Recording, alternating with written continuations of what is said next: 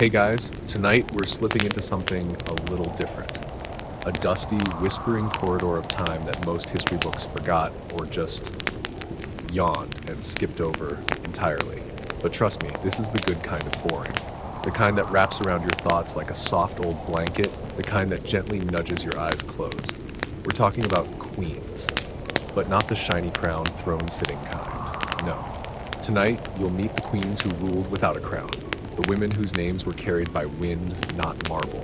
The ones who didn't need gold because they had something better. Absolute, silent control. You sure you're ready for this? Honestly, you probably won't survive the next 30 minutes without drifting off. Just warning you. So, before you get comfortable, take a moment to like the video and subscribe, but only if you genuinely enjoy what I do here. Oh, and I'm curious, where in the world are you listening from? Drop your location and local time in the comments. Now, dim the lights, maybe turn on a fan for that soft background hum, and let's ease into tonight's journey together. You step lightly over a thick bed of sand. No footprints, no sound, just the hush of a forgotten desert. Wind slips past your ears like it's whispering in a language older than memory.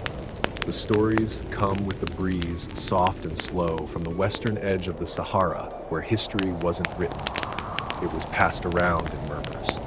Here, in the middle of nowhere, lived the Tuareg and Berber tribes, nomads who packed up entire villages like tents on their backs, vanishing and reappearing with the rhythm of the stars. But it wasn't the movement that stood out. It was the fact that the most powerful person in the tribe was a woman. Not the warrior kind with a sword or a dramatic fur-lined cloak. No. She sat near the camp's edge, mending a torn strip of tent cloth with fingers that moved like wind over dune. But when she cleared her throat, everyone fell silent. Her name? Well, no one knows for sure. The storytellers just called her Tinam Zara. Maybe a title, maybe a name, maybe just that old lady who could stop a riot with a glance. Tinam Zara didn't give orders. She gave looks. She didn't command. She commented. And yet, when she said, "The wind is wrong today," the entire tribe postponed their migration. The historians still argue whether these women truly ruled or just influenced from the side. But really, if a woman makes the whole tribe wait just by squinting at the sky, do you care what title she had? On a chilly morning, Tinam Zara drew loops in the sand with her sandal. The kids thought it was a game. The elders gathered in silence, because every time she drew shapes like that, a new migration route was being mapped. You think maybe someone should write that down. But here, nothing is written. Power lives in memory, not ink. She wore a single earring, just one, in her right ear. Rumor had it that it once belonged to her mother, who had also led the tribe without a throne. A rusted hoop of metal, older than any camel still breathing. And while the men decided where to pitch tents, it was only the women who remembered the invisible map. A map told through lullabies. One went something like this. Past 3 sandhills, turn where the dead tree stands. Find the stone that sweats in moonlight and rest one day. That's it. That's the GPS. And somehow, you trust it more than Google Maps. At first, you think the tribe is slow. Then you realize it's you who are too fast. The longer you sit in this rhythm, the more your thoughts begin to match the sway of the camels. The longer Tinam Zara is silent, the louder her presence becomes. Once, northern traders came with salt blocks and demands. The men of the tribe murmured about profits and trade, but Tinam Zara simply asked, "Has anyone checked if the salt was cursed?" The whole deal stopped. 3 days passed. Someone sniffed the salt, another licked it. Eventually, they did trade, but only after she nodded. Another day, a boy was accused of theft. No evidence, just suspicion. They came to her tent, not for judgment, but for direction. She closed her eyes and said, "If his hands are clean, why does the camel always kick him when he walks by?" No punishment, no jail, just silence. For 7 days, no one spoke to him. On the 8th, she asked him to share a meal. That was enough. You think about the world you live in. Paperwork, courtrooms, meetings that should have been emails. Here, a cough from the right woman meant a change in policy, and then night falls. The air is cooler now. The wind sounds like it's humming something almost familiar. You lie back and the stars blur a little in your vision. You remember her earring, you remember the map made of a lullaby. You remember that sometimes the ones with the most power don't raise their voice. And you think, if this is the boring part of history, you can't wait for more of it. The wind's still talking, but it's lower now, like it knows you're listening more closely.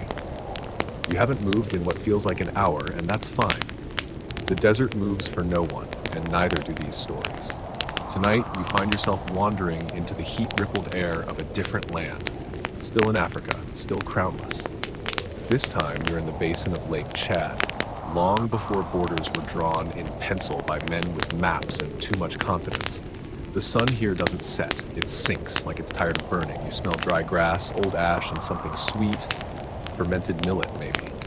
And right there, just outside the circle of woven huts, you see her, the king's mother. Now hold on, she's not sitting on a throne, she's sitting on a mat. Her feet are dusty, her hands are stained from preparing indigo dye. She doesn't look like royalty, and she doesn't need to. Because around here, the king may wear the title, but she wears the final word. They call her Yami. No one knows her age, only that she's always been there. Even before the current king, her son, was born, she was already involved in decisions.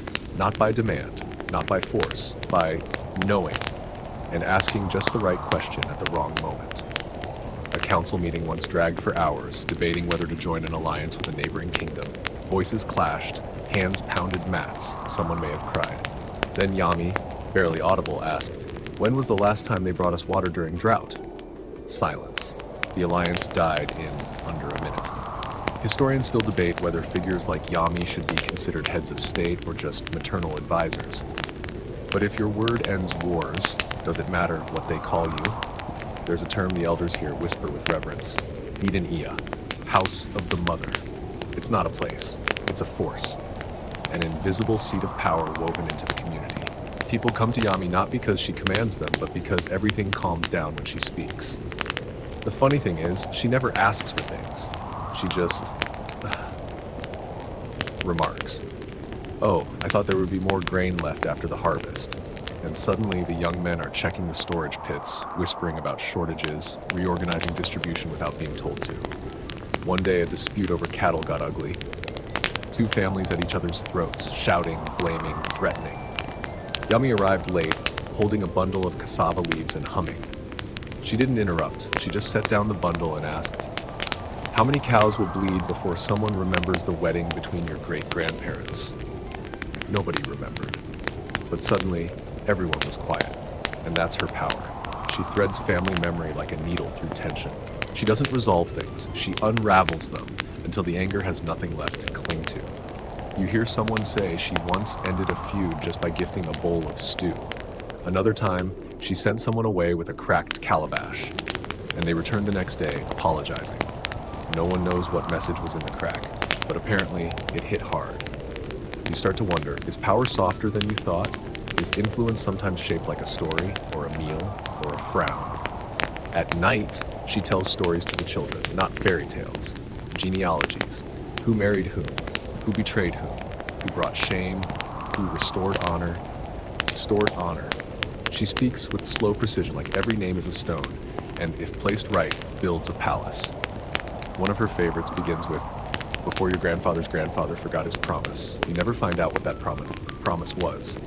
She falls asleep before the end, but it doesn't matter. The message is there, hanging in the silence. Outside, someone laughs too loudly. A baby cries. A pot boils over. Life goes on. And yet, you can't help but feel that everything here orbits a quiet center. A woman with tired hands and sharper memory than anyone in the kingdom. No crown, no title, no portrait, just the weight of being remembered. And in this night air, so still you can hear your own breath, it feels heavier than any throne. You wake, or maybe you never fully slept. The kind of rest where your body fades, but your mind still wanders. And tonight, it wanders into another kind of silence. Not the desert, not the lakeshore. This time, it's heat and humidity, tall grass, thick air, somewhere deep in the old forests of present-day Nigeria. And the first thing you notice is the chewing.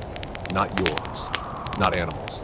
It's rhythmic, calm, almost ceremonial. Women, dressed in patterned cloth, sit beneath a tree chewing kola nuts and betel leaves. You'd think it's gossip hour, except everyone's listening. Because when she speaks, they lean in. Her name isn't on any monument. Her statue isn't in any square. But in the oral archives of the Yoruba people, she's mentioned like a punctuation mark. appearing just when the sentence needed correcting. She was one of the Ealodes.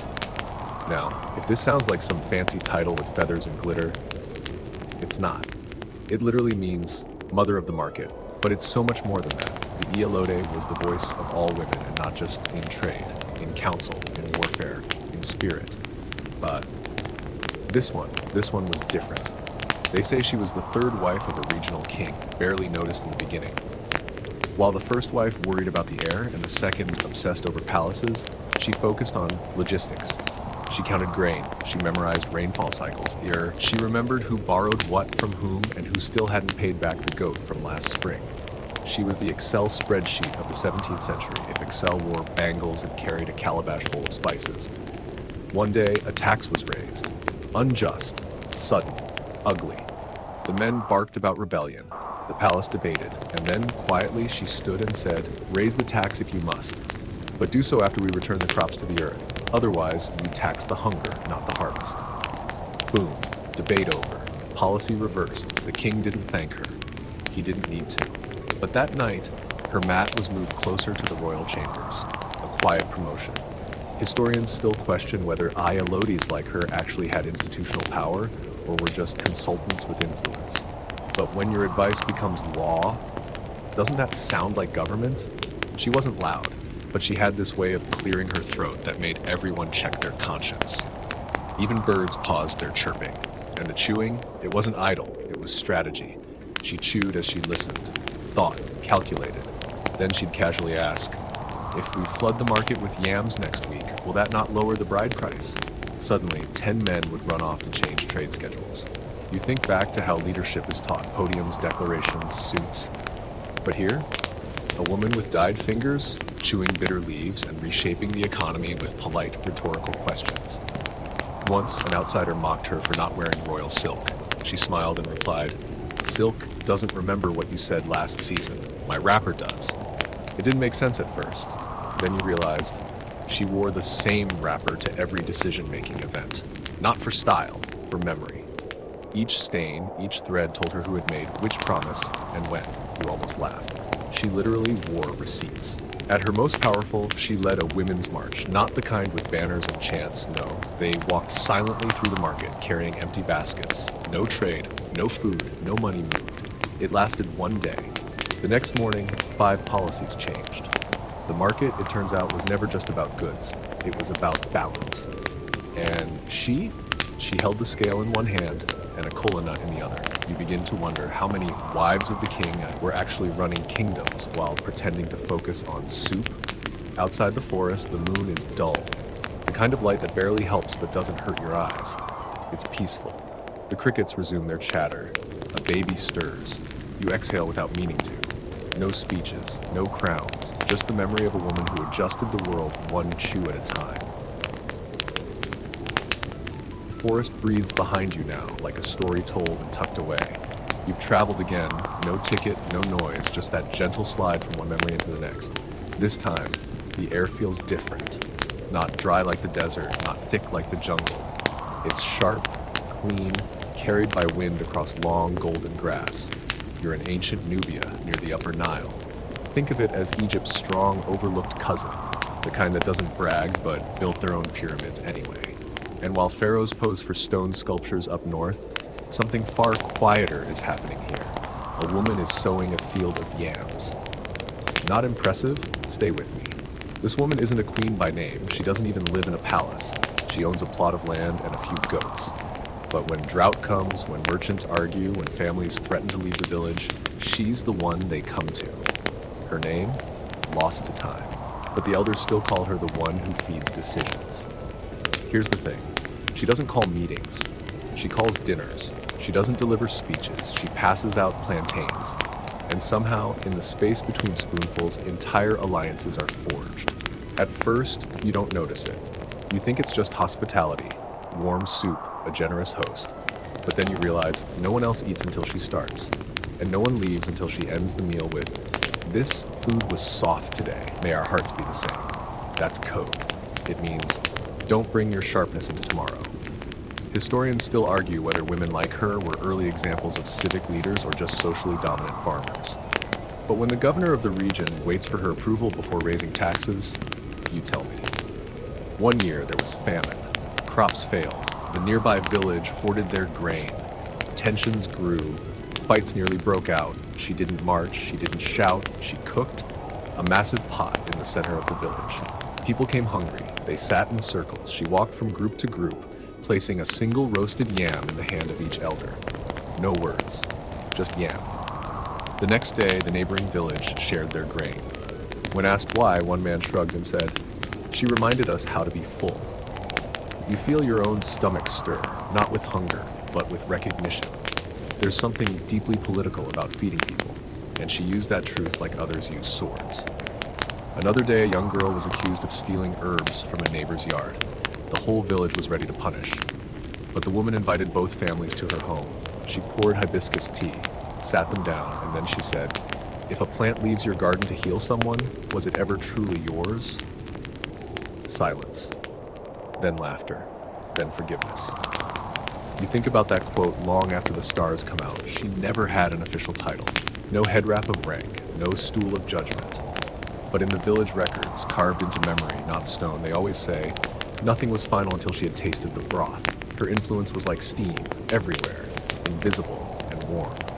She made policy with spoons and truth with stew. And somehow, no one ever noticed they were being led. You begin to wonder, how many world leaders today would collapse if they had to settle arguments with nothing but dinner? Outside, the grass rustles, the night sighs. You're so still you can hear the crackle of old embers in your mind. And you think, again, no crown, no title, just one more woman who ruled with her hands in the soil and her wisdom in every bite. You don't even notice the shift anymore. One moment you're resting beside a steaming pot of stew. The next, you're somewhere dustier, drier, windier. Your body doesn't move, but the story carries you east into the shadows of the Nubian plains, along the edge of the ancient Nile. It's hotter here, the kind of heat that doesn't rise, it presses. Even the birds seem cautious, and in the midst of it all there's a palace, not a grand gold-drenched one, more like a very large house with impressive curtains and suspiciously quiet servants. Inside, a king reclines on a carved stool. He's painted, perfumed, and constantly fanned. His wives sit nearby. First wife, jewels. Second wife, poetry. But it's the third wife who never speaks in public, never demands attention, who controls the kingdom.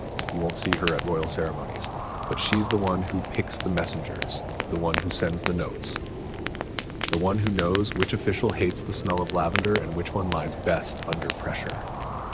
Her name was likely Nefertali, though that's debated. Some say it wasn't a name at all, just a way of saying the pleasant one. But pleasant like calm water hiding a deep current. She ran the kingdom from the inside out, never standing in front of the king, but always behind the man who stood behind him. How? Easy. She listened. She sat quietly while advisors argued, drinking her tea. No reaction, no notes, just those sharp eyes and the gentle tapping of one jeweled finger on her cup. Tap, tap, like a clock counting down to someone's political ruin. Eventually, when the king asked for her opinion, because he always did, she'd say things like, "Perhaps those who shout the loudest fear their own echo." And suddenly, the entire strategy meeting would tilt on its axis. Historians? Oh, they're still confused. They call her an informal strategist, a royal companion.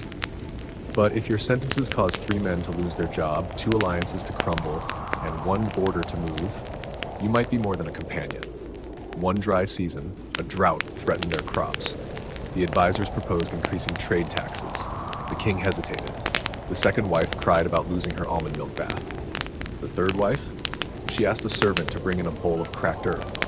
She placed it before the king and whispered, "If you take from them now, this is what they will bring you next year." He lowered the tax. Another time, a foreign diplomat arrived with gifts, gems, rare oils, fancy riddles. He refused to speak with anyone but men of rank, so she served him his wine. Just her, just a third wife. When he boasted that his own queen had never once spoken to a commoner, she smiled and said, "Then how does she know which way the wind is blowing?" That diplomat never returned. His country's threats dried up like forgotten fruit. You sit with this for a while, let it simmer. She wasn't trying to dominate. She simply corrected the course when needed. like a hand on a pot that's starting to boil too fast. She had no title in court documents. She had no army, but she held knowledge like rope, knotted tightly in her lap, ready to pull when someone started drifting. People said her presence was like shade in summer. Not always obvious, but when she was gone, you felt it. Everything got hotter, uglier, louder, and eventually, someone would whisper, "Send for the third wife." The kingdom never called her queen. But nothing happened unless she approved it, with a raised brow or a subtle nod or a gentle hand brushing lint from someone's sleeve. No crown, no ceremony, just a throne made of silence, occupied with elegance and guarded by her understanding of human weakness. And outside, the wind rolls against the walls, the servants move slower now. So do your thoughts, because maybe this is what real power sounds like. Not loud, not bright, just sure. The palace fades behind you like a dream you didn't mean to wake from. Your thoughts drift east again toward a quieter place, one where history rustles more softly than silk in a breeze. Here, on the edge of the Sahel, the land flattens into endless fields. Dust kicks up from your ankles, but no one seems to mind. The sky is large, almost too large. It makes you feel small in the best way. And out here, just past the edge of a modest farming village, a woman walks barefoot, basket on her head, leading a line of children and chickens. She looks like any other farmer, head wrap faded from the sun, wrists jangling with cheap bangles. But this is not just anyone. This is the Yam Woman. That's what they call her. Her actual name? Not written, not recorded, not even spoken aloud by certain villagers who think her name is too much power in one breath. The Yam Woman isn't a queen. She isn't even married to one. But you quickly learn that what she says about the harvest becomes agricultural law. If she tells you to plant late, you plant late. If she says the soil is angry, you leave it a bowl of goat's milk. If she says don't touch the east field this season, not even the goats go near it. Why? Because she's always right. She doesn't read the sky. She listens to it. She hums when she walks past seedlings like she's checking their pulse. And somehow she knows.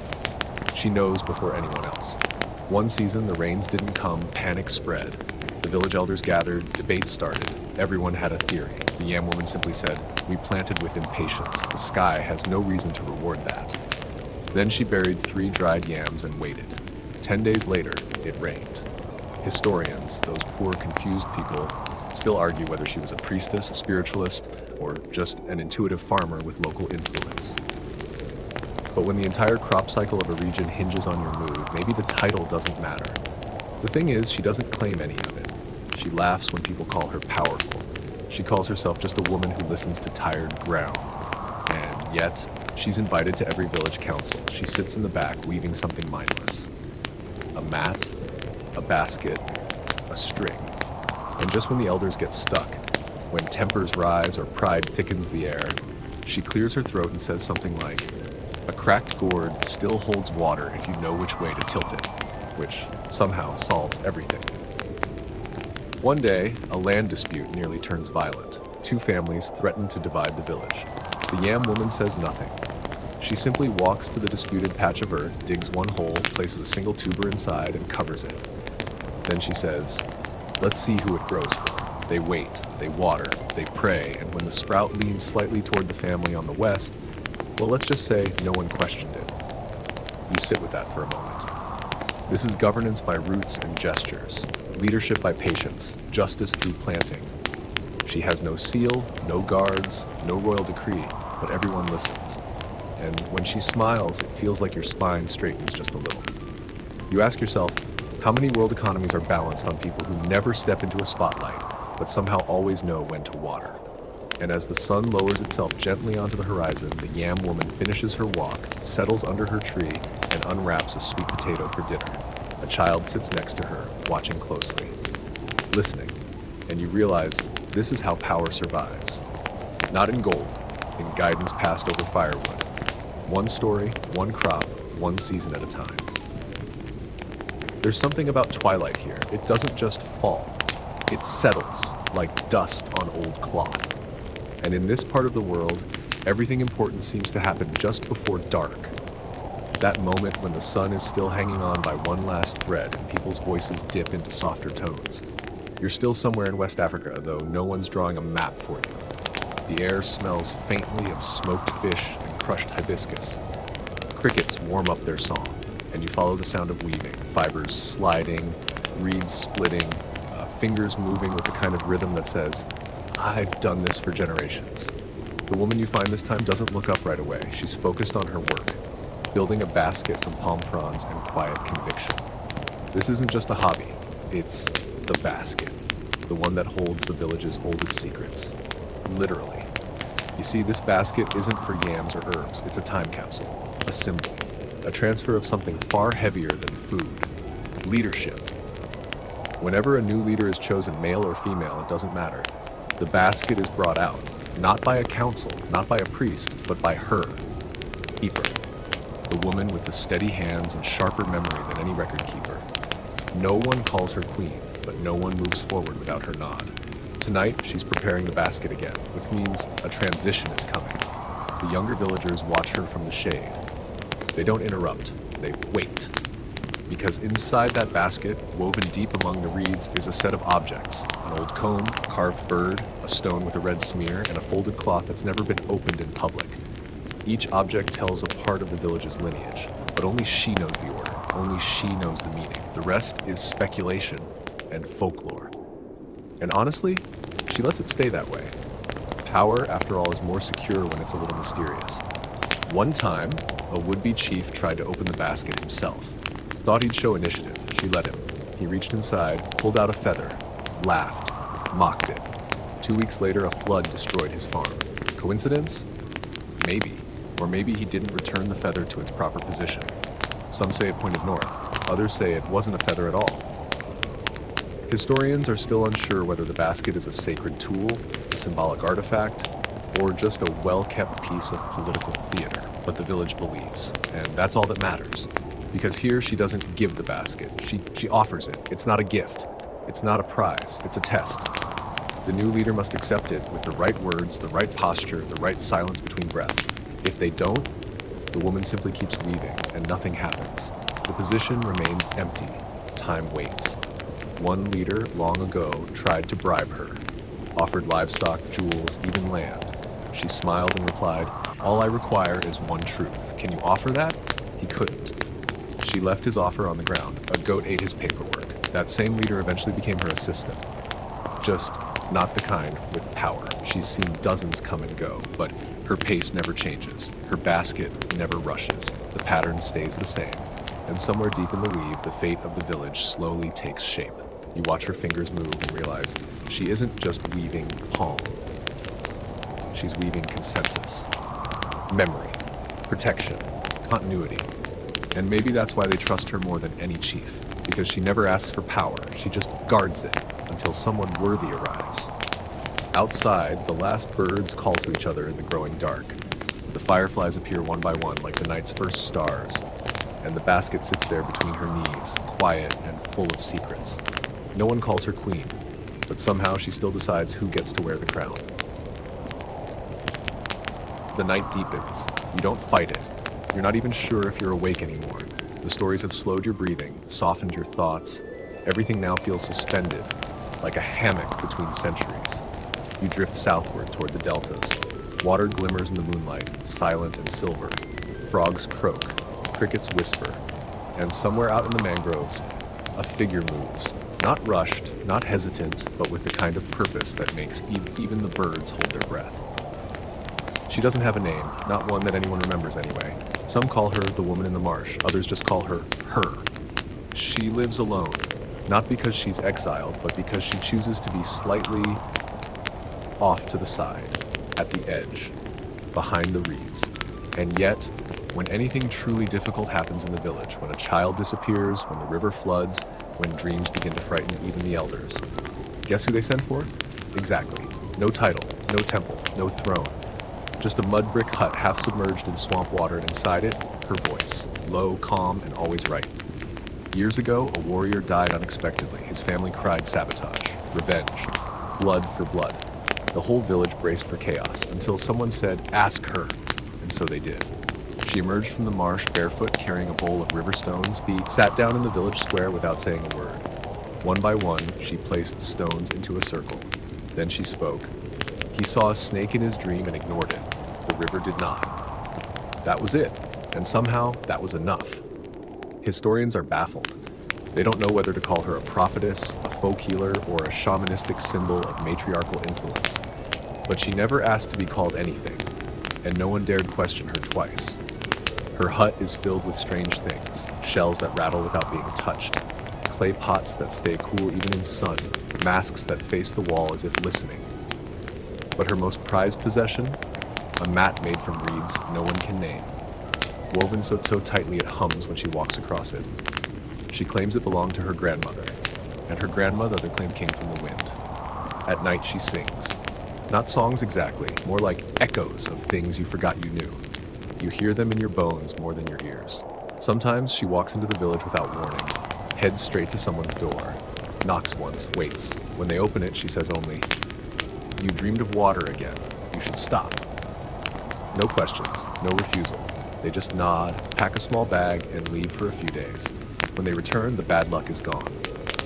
You start to understand why the villagers don't keep records of her, because she is the record, the warning, the memory, the whisper of caution that history books forget to include. One child once asked her, "Are you a queen?" She smiled and said, "Only to the things that do not speak." No one ever brought it up again. She doesn't lead, she steers. Like current under a canoe, like roots under wet earth. Unseen, but if you disturb her, you'll feel it. Even the animals respect her. A crocodile once waited 3 days at the foot of her steps without moving, just watched her hut. When she finally came out, she fed it a fish and said, "Next time, ask earlier." The crocodile swam away. You don't question that either. In every village festival, there's a silent moment. No drum, no dancing, just hush. And during that hush, everyone looks toward the marsh, even though she hasn't attended in years. They wait. Just in case she comes. Because if she does, it means something is about to shift. No crown, no palace, no procession. But when she walks, even the reeds part slightly, as if the earth itself remembers who she is. You're starting to forget what century it is, what century you're supposed to be in. But honestly, that's the point, isn't it? These stories aren't strung along a timeline. They just drift, like river smoke or lullabies that don't care about clocks. This time, your eyes adjust to a landscape drier than before, but not lifeless. You're in the highlands now, somewhere in Ghana long before gold was traded for gunpowder. Long before maps tried to press straight lines into hills that never obeyed. There's a woman sitting by the roadside, her dress is plain, her hands dusty. She's selling beans from a wide clay bowl. Children run past her, men walk by without noticing. But older women, they nod as they pass, not in greeting, in respect. Because she's not just the bean seller, she's the decision maker. Strange? Yes. But here, the market isn't just for selling, it's for negotiating reality. And the bean stall, that's where the real policies are whispered into existence. Here's how it works. A chief makes a proposal. A tax, a marriage alliance, a new planting schedule. On paper, it all looks good. But before anything is final, the elders come here. They buy some beans, sit nearby, and casually talk about everything but politics. Then, when she thinks they've talked enough, the bean seller leans over and says something like, "Funny how the best seeds grow when no one argues about who owns the field." And suddenly, minds change. Decisions reverse. Agreements form. One time, a trader tried to bypass her stall, offended that a street vendor had so much say. He went to the council directly, laughed at tradition, mocked her role. That same week, the price of beans across the region dropped by half. Nobody could sell anything. His entire cargo rotted, and who set the new bean price? Well, yes, historians still can't agree on how much economic power was concentrated in these market queens, known in some regions as Ohema Marima, women who ruled trade routes, storage rights, and food flow. But let's just say, if she refused to sell you beans, you probably weren't welcome in the entire district. She wasn't born into this, she grew into it. She began by sweeping market stalls, then learned how to spot a liar by the way they weighed flour. She memorized grain patterns. She kept track of whose debts went unpaid. And one day, the old bean seller handed her the bowl and said, "You'll do. You're not afraid to lose money to make peace." Now, she rarely speaks more than a few sentences a day. But those few words carry weight. People lean in to hear them, even the council. She once rejected a chief's bride price negotiation simply by handing back his payment with a broken cowrie shell inside. No words, just the sound of the shell dropping into his palm. He tried again, tripled the amount, brought gifts. She returned the bag, this time with the cowrie mended. No one knows how, but the marriage went through and the bride was treated like gold. You begin to suspect that nothing in her world is truly about beans. She uses them the way others use policy. 1 scoop equals agreement. 2 equals concern. A handful spilled accidentally? That's a warning. How? And if the bowl is covered when you arrive, come back tomorrow. You're not ready. Even the children know. If they misbehave, they're told. If the bean seller sees you, your mother won't need to scold you, because somehow she'll know, and somehow you'll feel it. And still she smiles. Calm, humble. She scoops another measure, tilts her head at the wind, whispers something into the beans as if telling them secrets they'll carry into every home. She's not called queen. Then she's not called judge. She doesn't even have a stall sign. But the weight of her silence holds up the roof of the entire village. The sun barely rises this morning. It just kind of stretches. Everything is golden but sleepy, like the world itself hasn't had enough water. The wind carries voices, soft singing, in a language you don't know but somehow understand. You're not sure where you are now, somewhere in the bend between trade routes and oral traditions, somewhere between memory and myth. You follow the sound to a cluster of round huts arranged like a spiral, not a square. The shape matters. Spirals mean continuity here. They mean beginnings that never quite end. And in the very center of that spiral, you find her. She's singing, but not for you. There's a child in her arms, barely awake. The woman rocks back and forth on a carved stool that's been used for generations, each groove worn by years of quiet power. The song she sings is gentle, melodic, but listen closely, it's instructional. This is no lullaby, it's politics in disguise. The song goes, "When millet grows crooked, do not cut the root. Wait for rain to change its mind." The child stirs. Somewhere, a man sharpening his blade stops mid-motion. This woman isn't a singer by trade. She isn't a teacher. She's what some here call a memory keeper. And her songs, they're not just for the babies, they're for the village. See, here, women raise children and raise ideas. At the same time, the lullabies aren't lullabies, they're oral constitutions. Children hear them before they can walk. They hum them in play, and by the time they're old enough to make decisions, those songs have rooted so deep, they guide actions without needing to be remembered on purpose. No scrolls, no textbooks, just melody, rhythm, soft repetition in the right ear at the right age. One elder once said, "We don't teach truth, we hum it until it grows legs." And this woman, she's a gardener of minds. Historians argue whether this form of sung knowledge counts as formal education. They ask silly questions like, was she literate? But here, literacy means remembering without writing, and her memory could outlast fire. There's a rumor that she once prevented war with a lullaby. 2 villages were close to clashing. Land dispute, classic story. She sat under a tree, began singing to a group of children. Nothing dramatic, just the usual lullaby, except she changed 2 lines. Instead of "Stone and river never share a bed," she sang, "Stone and river can share a bed if the moon is kind." The message spread, quietly, through the children, into homes, into discussions. The conflict paused, then ended. The moon had been kind, apparently. You sit with that for a while. This woman, this mother, this singer, this invisible architect, she never sits on any committee, never signs her name, never appears in village tallies. But her voice? It's policy. She once scolded a chief by humming a verse about greedy goats. He understood, apologized in front of the whole village, then offered her a goat. She declined, saying, "I only take gifts I can sing about." You realize there's nothing fragile about her gentleness. It's strategic and dangerous if underestimated. Even now, you can feel yourself swaying to her rhythm. Your breathing slows to match her voice, and with every lyric, your mind wraps tighter into the spiral she lives in. She doesn't need a scroll, she doesn't need a crown, she just needs the night, a child's ear, and one quiet song to change the direction of history.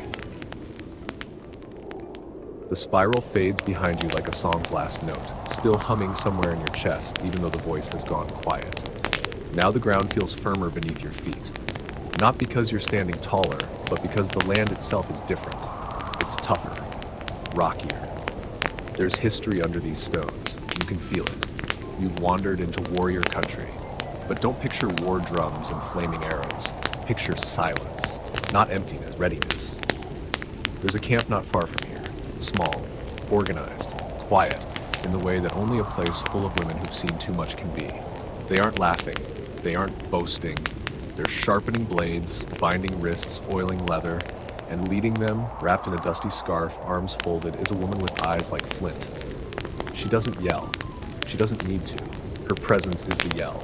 She's not called a general, no title, but ask anyone in the area and they'll say, oh, she's the one who holds the line. No one remembers when she took over the war band. It just happened. One day she was the best shot with a bow. The next she was being deferred to, then obeyed, then trusted. And now she leads, without marching, without demanding, with one hand on her scarf and the other always free. She teaches in riddles, not orders. Before a battle, she once said, the arrow that waits too long becomes a stick. Everyone knew what she meant. Once, when asked what her strategy was, she pointed to a firefly and said, that! They waited for her to explain. She didn't. But the next morning, they moved at dawn, small, bright, brief, and impossible to catch. The enemy never knew what hit them. Historians still debate whether she was a guerrilla leader, a folk hero, or an accidental symbol of regional resistance. But the records are thin. The truth? It lives in the way her camp still stands, decades later, without a single order ever being written down. She never wears anything shiny. No badges, no colors. But those who fight with her, they mark their ankles with a bit of red clay because that was her first rule. Let the earth know who walks on it. She once diffused a mutiny without raising her voice. 2 younger fighters were angry, said she was holding back. Said they should raid faster, go harder, spill more. She listened, nodded, then handed them each a blunt arrow and said, try your way, bring these back with something worth keeping. They returned 3 days later. No trophies, just silence. From that day on, they carried her water. She doesn't lecture, she doesn't argue. She gives you the tools to fail if you need to. But when you come back, bloody, humbled, she's already cooking stew and saving your spot by the fire. Even in combat, her strategies are elegant. One time, she rerouted a supply caravan not with a skirmish, but by planting decoy footprints. Dozens of them in zigzags leading nowhere. The caravan turned around, confused and exhausted. She laughed softly and said, even the lost will retreat if they think they're being followed. No queen, no emblem, no horse, just a scarf, a stare, and a silence you can't ignore. You lie back now, imagining the stars above her camp, the way she probably never sleeps fully. Always listening, always waiting, because that's what she is. She's the wall you don't see until you crash into it, the line no one draws, but everyone obeys, and in the hush of your own breath, you realize she doesn't fight for peace. She disciplines it. Night holds steady now, not darker, just deeper, like velvet soaked in memory. You've stopped checking the hour. Time no longer clicks, it hums. And in that hum, you find yourself drawn eastward again, toward higher ground, sharper air, and slower speech. The mountains of Ethiopia rise ahead, like the shoulders of an old god. Here, things move differently. Slower, yes, but not lazy. Deliberate. As if every step has been rehearsed 1,000 years before it's taken. There's a village nestled between 2 cliffs. At noon, it looks like a rock slide that decided to stay. But at night, lights flicker in little carved windows. And in the largest courtyard, under a fig tree older than any calendar, women gather.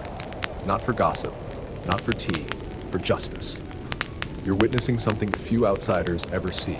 The Elder Tribunal, made up entirely of women over 50. And presiding at the center, sitting cross-legged on a woven mat that once belonged to her mother's mother's mother, is her, the judge of the afternoon sun. That's what they call her, because she never speaks before noon. But once she starts, no one interrupts. She has no legal badge, no staff, no robe, just a shawl the color river mud and a gaze that makes liars sweat before they even open their mouth. Cases are brought before her daily. Theft, land disputes, marriage dissolutions. But there are no written laws here, no scrolls, only memory. And she remembers everything. Who made promises in the last drought, who offered shelter, who didn't. Her system is simple. Listen, pause, speak once. And her judgments, always metaphor. One time, 2 sisters fought over inherited land. Voices raised, tears, accusations. The judge simply said, "Two hens cannot hatch the same egg," and walked away. The next morning, the sisters split the land without another word. Another time, a man accused his neighbor of poisoning his cow. The judge didn't investigate. She didn't scold. She just looked at him and said, "If your cow feared your neighbor, why did it sleep beside his fence?" Case closed. Historians try to file her under informal arbitration networks. They cite her as an example of elder-led customary law, but they never really get her, because what she offers isn't law, it's balance. She doesn't punish, she redirects. She doesn't shout, she waits. And her silences are louder than any courtroom gavel. You notice something strange. People don't just bring her problems, they bring her their posture. If someone stands with clenched fists, she waits until their shoulders drop. If someone speaks too quickly, she lets the birds finish their song before responding. It's like the world has to match her rhythm before it's allowed to heal. Sometimes she hums during a hearing, low, almost unnoticeable. And when she does, everyone shifts slightly. Less ego, less heat. A boy once asked her how she knows when someone is lying. She replied, "I don't. But the wind knows. It passes through mouths and brings me the truth." Even the government fears her a little. They send occasional letters, stamped and full of protocols. She uses them to patch holes in her hut. Still, they never stop writing. One regional officer once visited her in person, tried to explain that certain rulings should be escalated. She offered him tea, nodded politely, and said, "Then you must escalate the tea as well. Mine is only warm." He left quietly. No crown, no courtroom, no written decree, but her word, spoken once, at the right moment, is heavier than iron.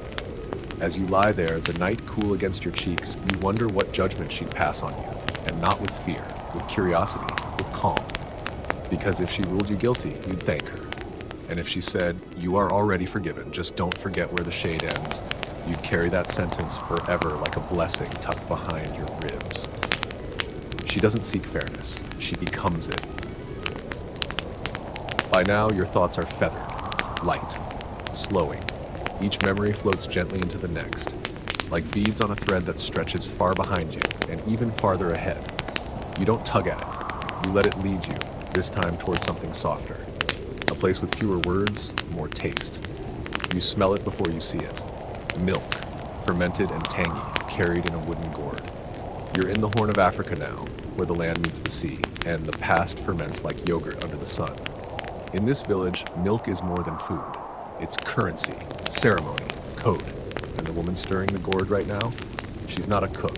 She's a custodian of decisions. You'd never guess it, watching her. She laughs easily, hums while she works. Her hands are soft, not from lack of labor, but from knowing how to touch things without disturbing them. She makes the milk that settles disputes. Sounds strange, right? But here, whenever there's a rift, a bad debt, a failed dowry, a bitter silence between families, they don't call the chief. They don't write petitions. They go to her and ask for the sour bowl. She prepares it slowly, carefully. Milk from the old cow, gourd seasoned with smoke, a pinch of wild herbs whose names only she knows. She stirs it while listening, not to the people, but to the air. She says you can taste tension in the wind. When the milk thickens just right, she places it in the center of the disagreement. Both parties drink, in silence. If one refuses, the conflict stands. If both drink, it ends. No speeches, no signatures, just taste. One time, two brothers argued for 7 years over a disputed fence. 7 years of petty sabotage, of stolen chickens and silent mothers. She never interfered until they both showed up at her door, dusty and tired. She served the milk in a cracked cup. Said nothing. They drank. They rebuilt the fence together the next morning, higher, stronger, with a gate in the middle. Historians, understandably confused, list her as a ritual mediator. But she doesn't think of herself that way. She calls herself a flavor keeper, because as she explains with a wink, peace has a taste. If it turns your tongue, your heart's not ready. She once ended a family feud with a single sip. A woman accused her cousin of sorcery. Threats were made. A goat was cursed. Things escalated. She brought the two women together and offered them milk with a sliver of bitter root. They winced, made faces, looked at each other, and laughed. That was it. And if you think that's simple, try feeding two enemies from the same bowl. It only works if the one serving knows the recipe. He protects it fiercely. Says it was taught to her by her grandmother, who learned it from a nomadic healer who claimed to have gotten it from a star. She once said, "If you want a village to last, don't build walls, teach recipes," and people listened. Still do. Even the regional mayor, who has an office with real chairs and air conditioning, consults her when local diplomacy breaks down. He tried to offer her a government position once, salary, title, the works. She stirred her gourd and said, "If I leave the milk, it will curdle. You want curdled peace?" He didn't bring it up again. No crown, no gavel, just a woman with a bowl, a sense of timing, and the flavor of forgiveness on her lips. You're starting to understand. These women, they don't command, they temper. Not by silencing the fire, but by knowing exactly when to stir. And as the stars shimmer above you, the wind carries the faintest hint of something fermented and sweet. She's still stirring, and somewhere, someone is almost ready to let go. The scent of milk fades, but the warmth stays with you. It settles in your chest like something you didn't know you were holding onto. Something soft, forgiving. But the story doesn't rest. It tugs you gently forward, past the dry brush, past the stone roads where sandals once fell, to a place where the divine was never far, but never needed a temple. Welcome to a village with no statues, no shrines, no offerings laid at the feet of carved gods. And yet, everyone believes in one woman. She's not worshipped. That would be too formal, too stiff. She's just listened to. Her house is ordinary. A clay wall here, a thatched roof there. Children run around it, goats sleep beside it, chickens claim it as theirs. But if something's wrong in the village, if someone's baby won't stop crying, if the fish won't bite, if marriages start unraveling like poorly woven mats, someone will say, "Go talk to her, she'll know." Her name? No one agrees. Some say Ama, others say Mayo, but mostly they just say she. The kind of title that needs no explanation. She's not a priest, not a prophet, she doesn't conduct rituals or hand out charms. What she does is harder. She listens, not just to people, to days. She can hear when a Tuesday is off balance.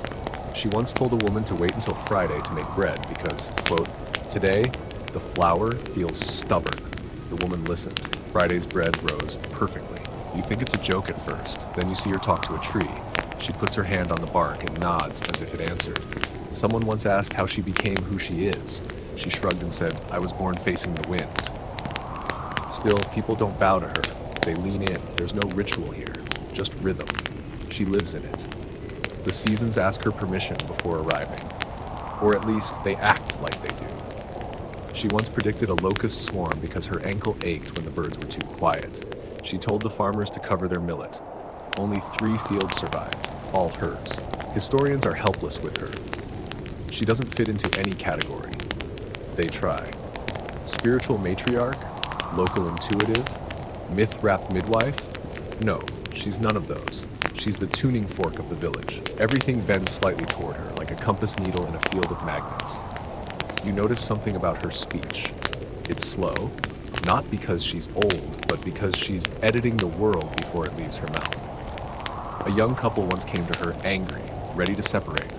Years of quiet resentment had piled into something sharp. She sat them down, served cold tea, and said, "You've both been saving silence like coins. Time to spend it." Then she left them alone. They didn't speak for an hour. Then they didn't stop speaking for 2. The next week, they brought her tomatoes. You start to understand. She doesn't solve problems. She opens windows in them. She doesn't explain. She doesn't instruct. She just makes the air clearer around hard things. Someone once asked why she never built a shrine for herself. She laughed and said, "Why build one when I'm already standing in it?" No gold, no altar, just a woman whose stillness makes space for other people's storms to pass. And as the wind shifts gently, curling through the dry leaves like it's been here longer than language, you feel something sacred settle into your bones. She's not a goddess, but the way she looks at the sky makes you wonder if the sky's been checking in with her.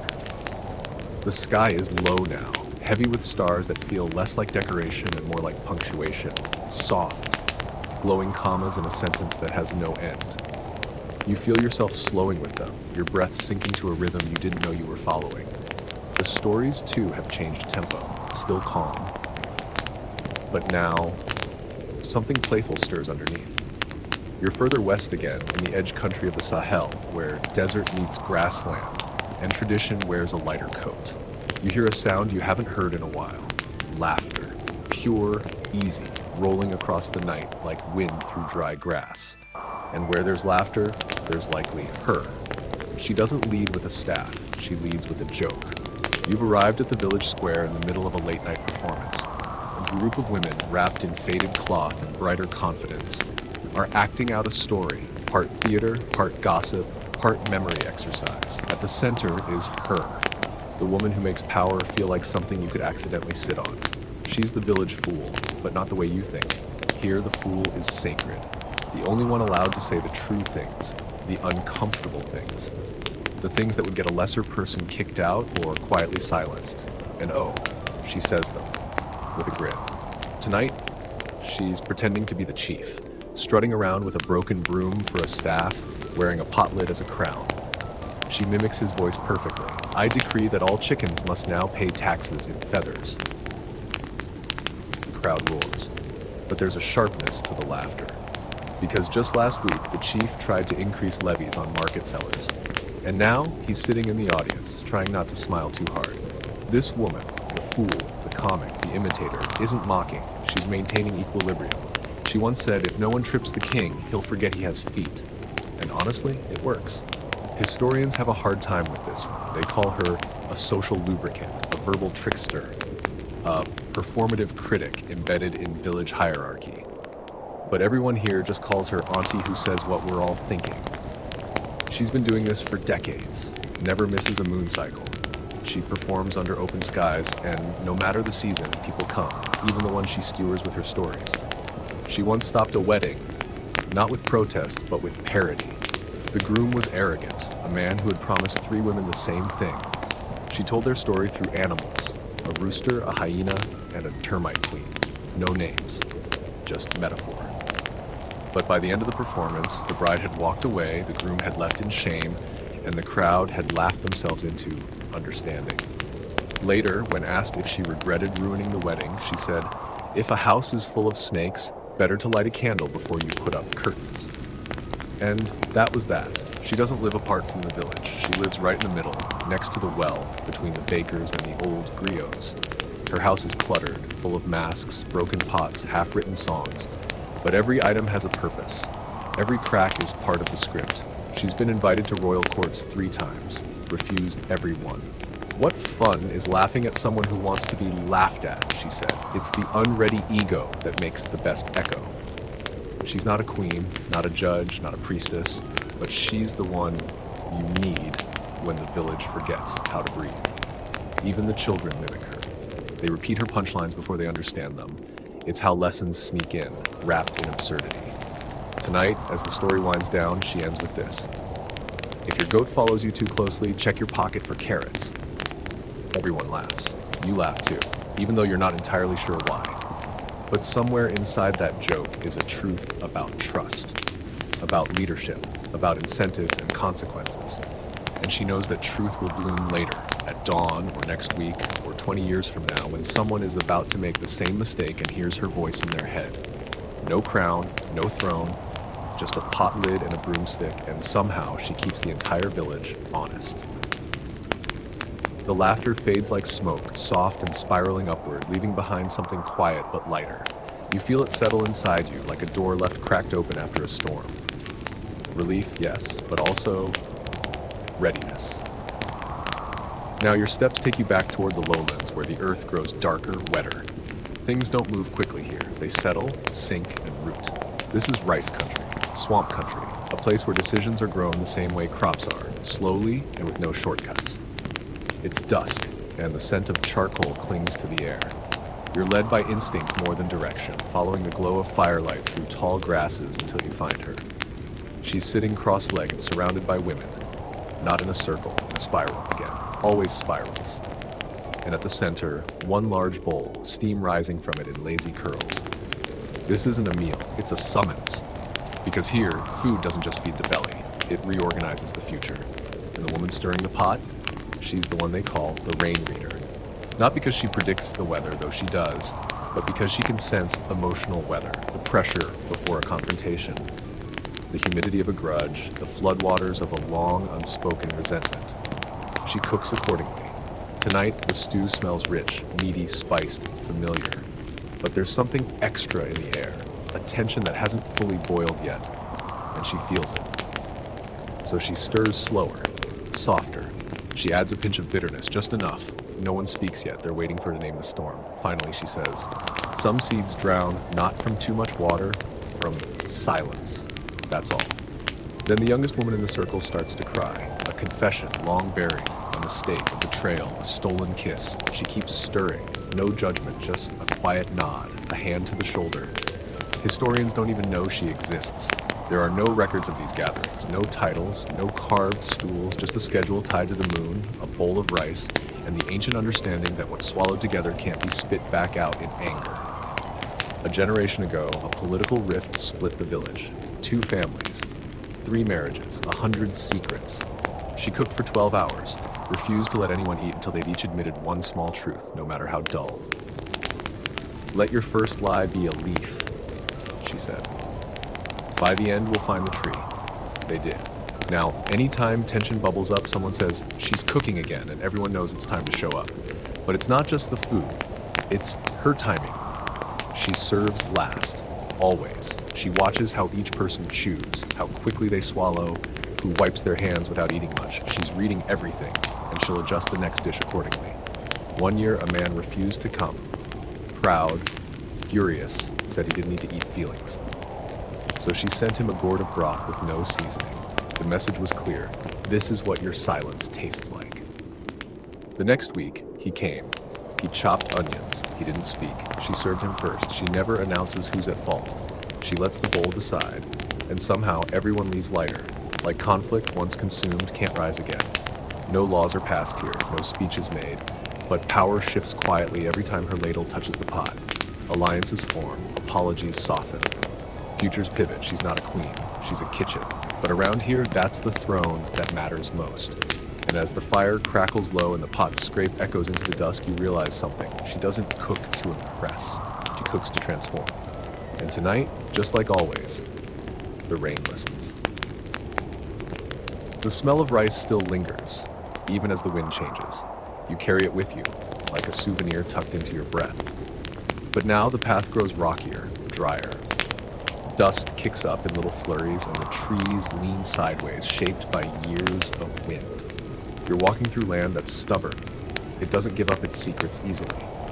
But then again, neither does the woman you're about to meet.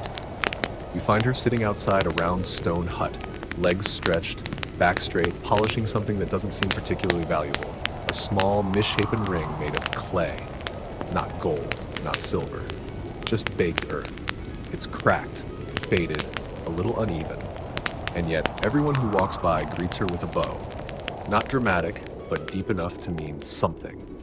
You've heard about her before. The village calls her the keeper of the ring, not because she owns it, but because she understands it.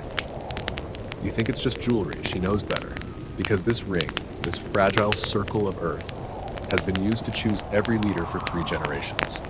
No votes, no chance, just a quiet ritual with this oddly heavy piece of pottery. Every time a new leader is needed, candidates are brought to her hut. Each one must hold the ring in their palm for a moment. That's it. But the real test isn't in holding it. It's in what the ring holds in return. She watches. She listens. Sometimes she hums. She always asks one question. How long did it take for the clay to forget it was once mud? The right answer? There isn't one. She's not looking for words. She's looking for tone, for pause, for whether their hands tremble or grip or press too tightly. The ring remembers. She reads its mood. Some say she's a sorceress. Others say the ring itself is enchanted. But ask her, and she'll shrug. It's just dirt until someone lies while holding it. Then it becomes something else entirely. Historians can't categorize this. What is it exactly? A ceremonial artifact? A folk rite? A mud ring with an ego? No, it's a mirror, and she is the only one who knows how to read its reflection. Once a man with wealth, education, and the loudest supporters came to claim leadership. He smiled too wide, bowed too low, held the ring like a trophy.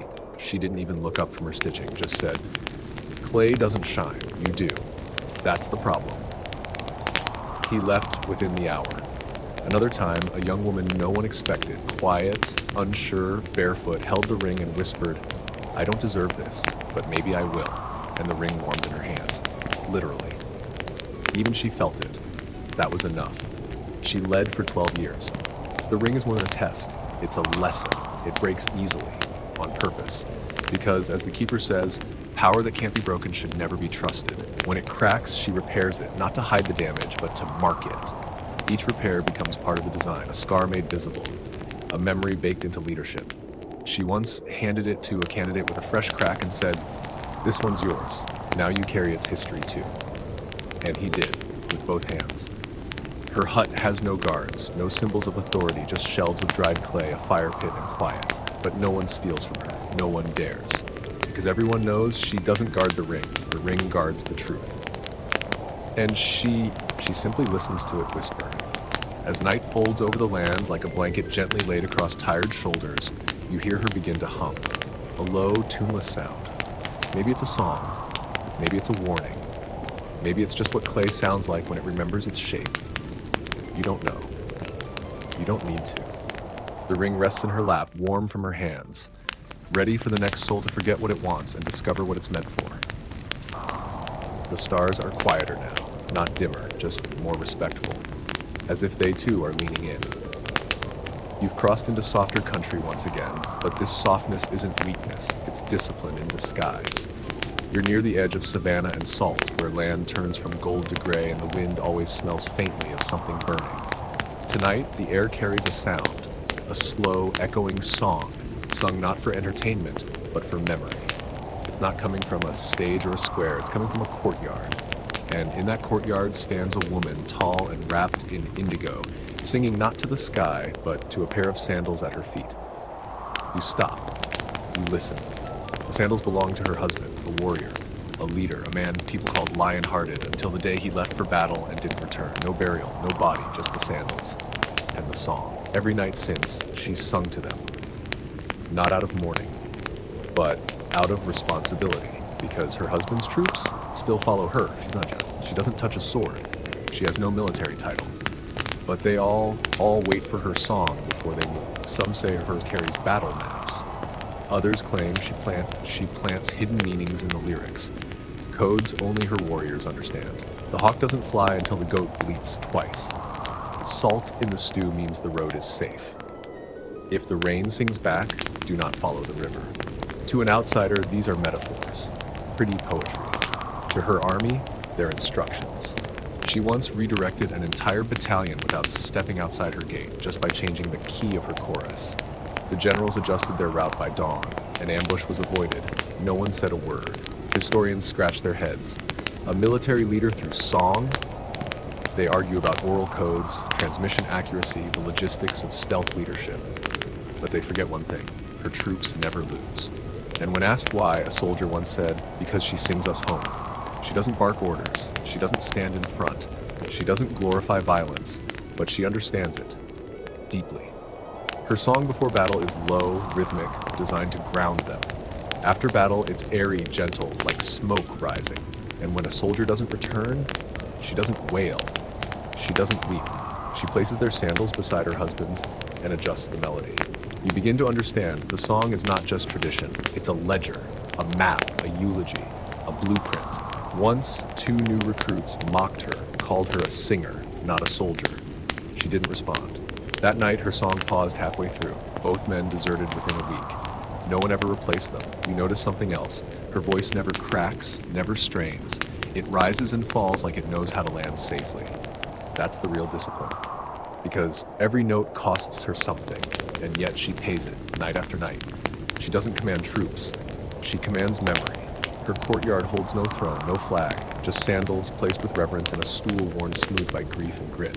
And as she sings, you swear the air bends a little, leans closer like a soldier awaiting final instruction. No sword, no rank, just one voice, and somehow it holds the line. The song fades, but it doesn't leave you. It trails behind, humming in your bones, in the soft rhythm of your steps. And now the wind carries a different sound. Bustling voices, the clatter of baskets, the bartering of prices. You're in a market now. But this is no chaotic crowd of shouting vendors. This place moves with a current, a pulse. You can feel it. Strong, regulated, deliberate. And at the center of this quiet storm stands a woman with a blue headscarf and a wooden stool. She doesn't sell anything. She doesn't need to. She just watches. The buyers glance at her before setting their prices. The sellers raise their brows, waiting for her tiny nods. A mother scolds her child with "behave or she'll notice." They don't say her name much. Not because it's secret, because it's too important to toss around casually. This is the queen of the market. Except, she doesn't own a single stall. She's not elected, not appointed. She rose like bread, slowly, quietly, until everyone relied on her structure. Years ago, she was just one of the traders. Small booth, salted fish, loud voice. But she remembered everything. Who borrowed what, who shorted the scales, who once traded pepper for thread and never repaid. And more than that, she remembered what felt fair. So when disagreements rose, people began asking her, "What's right?" And she answered, not with rules, with logic, with tone, with that uncanny ability to know what would bring peace without lowering the dignity of either side. Historians might call her a market regulator or informal arbitrator, but that's like calling a lion a large cat. Technically true, but deeply inadequate. She once settled a border dispute between two rival towns, not with maps, but with mangoes. She bought one from each side, set them on her stool, cut each in half, offered both halves to the mayors, then said, "Tell me which tastes more like pride." They laughed. They talked. Dispute over.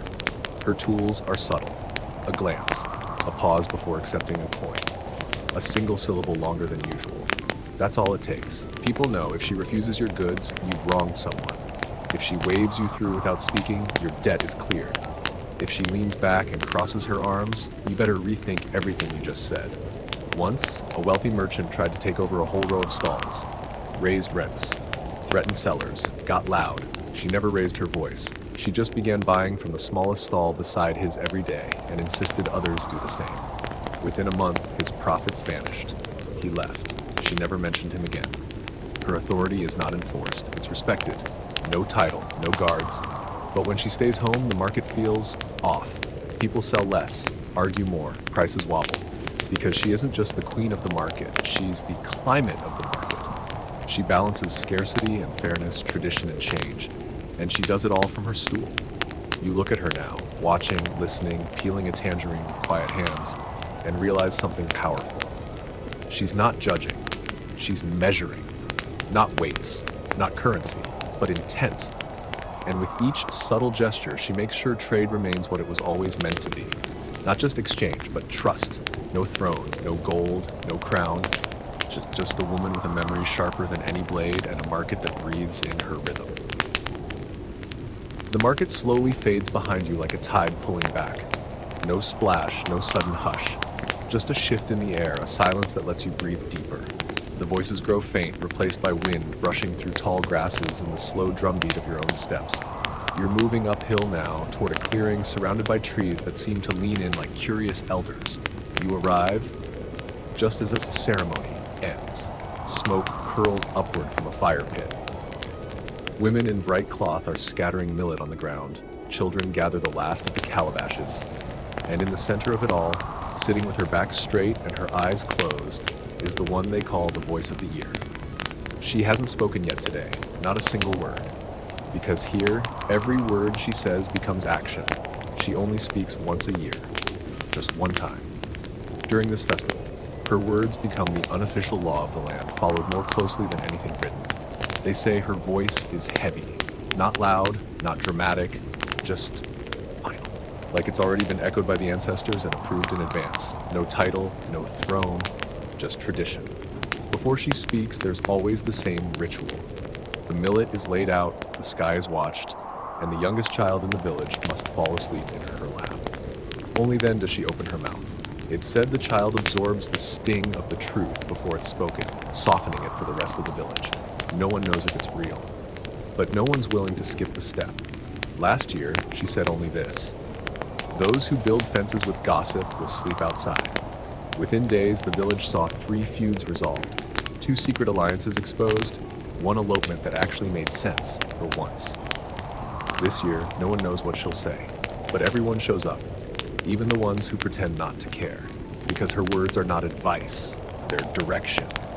Historians try to label her as a ceremonial oracle or symbolic matriarch, but those who live here know better. She's not symbolic, she's consequential. Once, a regional governor tried to ignore her decree, said it wasn't official. 2 weeks later, every woman in his village refused to cook. He reconsidered. Her power is not enforced by law, but by collective agreement, the quiet, ancient consensus that some people just speak for more than themselves. And it's not just what she says, it's how she says it. She speaks like someone who's been listening to the earth all year, someone who notices when trees bloom too early, who knows when the chickens stop clucking before sunrise, who hears the lie in someone's tone before they've finished the sentence. She once rejected a visitor's offering by placing a pebble inside the calabash he brought. No words, just that. He left and never returned. People still wonder what the pebble meant. She lives simply, a one-room hut, no carvings, no shrine. But every full moon, someone leaves a gift at her door, a gourd, a fruit, a piece of cloth. Not for worship, for gratitude, because even silence feels safer when she's nearby. You stand there now, waiting like the rest, wondering what this year's phrase will be. Some say it'll be about marriage, others think it's time for a farming loop. But she says nothing.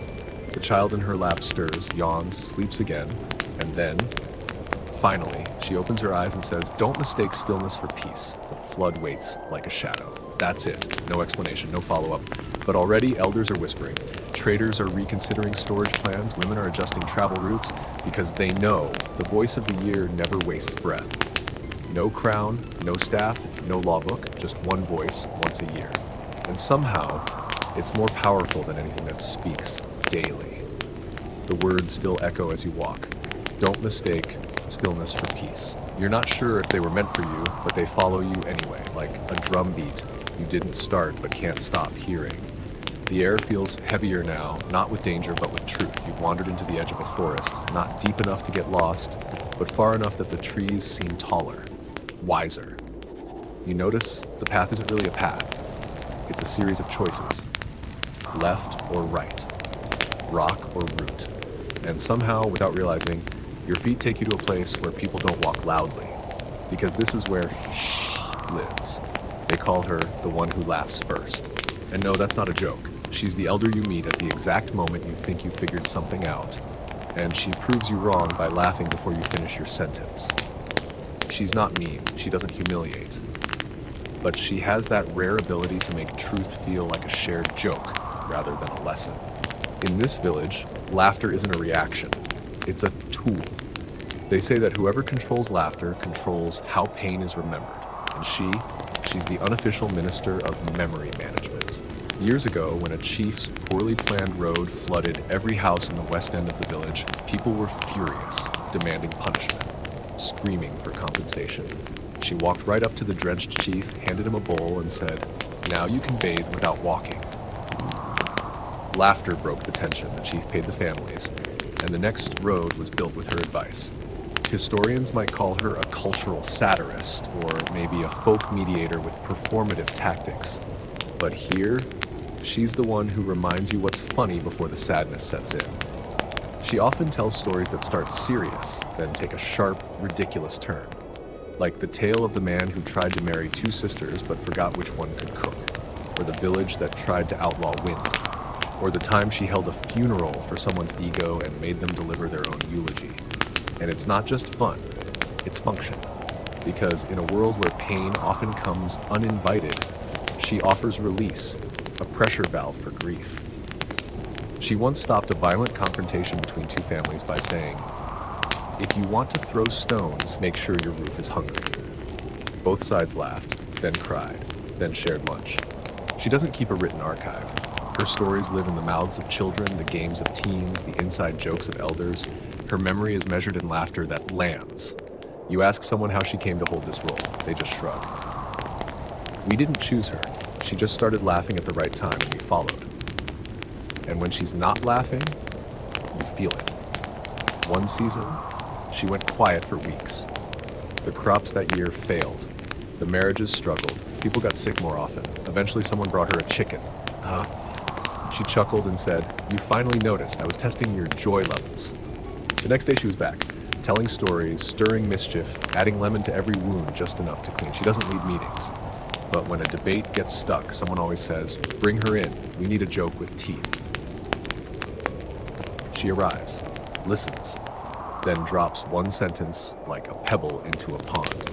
And just like that, people remember they're on the same side. She doesn't wear a crown. She wears a basket on her head filled with nonsense, a spoon with no handle, a baby shoe, a pebble shaped like a toe. She says it's her emergency bag for when the world forgets to laugh. And yet somehow, her nonsense keeps the village balanced. No throne, no rituals. Just one woman who laughs first, so the rest of us remember how. And tonight, as the forest hushes and the stars return to their slow dance above the trees, you swear you hear her giggle softly in the dark. It's not just a laugh, it's a spell, reminding the world it doesn't have to break to change. You follow the sound of laughter until it disappears, not suddenly, but gently, like it knew it had done its job and could step aside. The night stretches longer now, quieter again, and your thoughts walk ahead of you. You're not lost, but you're not leading either. Something else is. Eventually you reach the coast. Not the crashing waves and dramatic cliffs kind of coast. This one is soft, all hush and rhythm. The tide rolls in like it has nothing to prove, and the moonlight paints the ocean like wet silver cloth.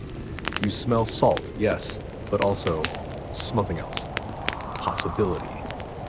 You've arrived just in time for a ceremony.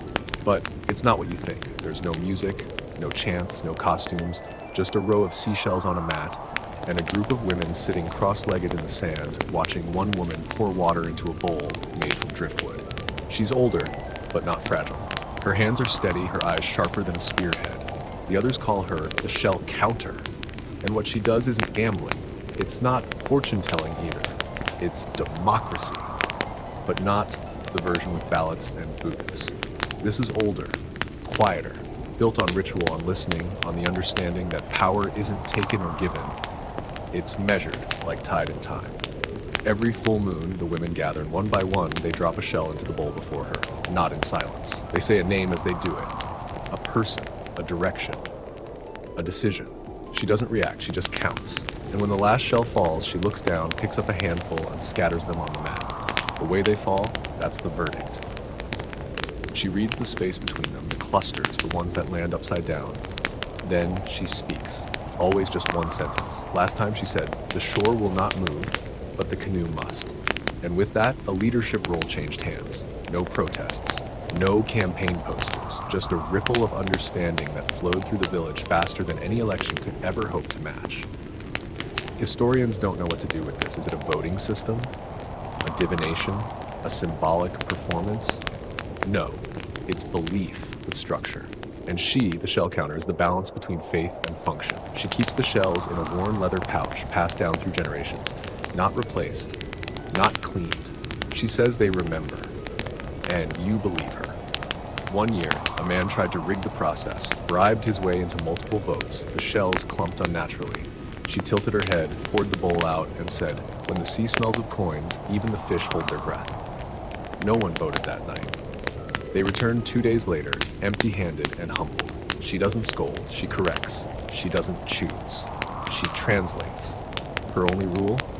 You may only vote once you've touched the ocean that day. Not because the sea purifies, but because the sea remembers everything. And it's that memory she channels, not with magic, but with patience. No crown, no throne, no elected office. Just one woman with a pouch of shells and the trust of an entire shoreline. You watch her now, preparing for the next count. She smooths the sand, touches the rim of the bowl, closes her eyes for just a moment, then, softly, she says, "The tide is turning, cast wisely," and the shells begin to fall.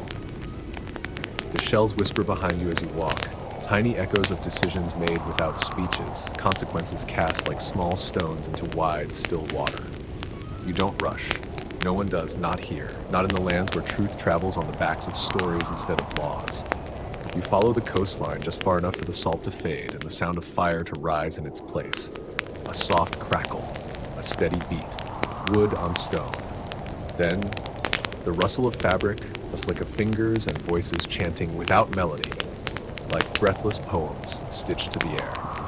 You come upon a small circle, not fenced, not guarded, just respected. At the center is a woman with a long strip of cloth stretched between her knees and a needle she sharpens with words. She's embroidering something, but not for beauty. She's threading law.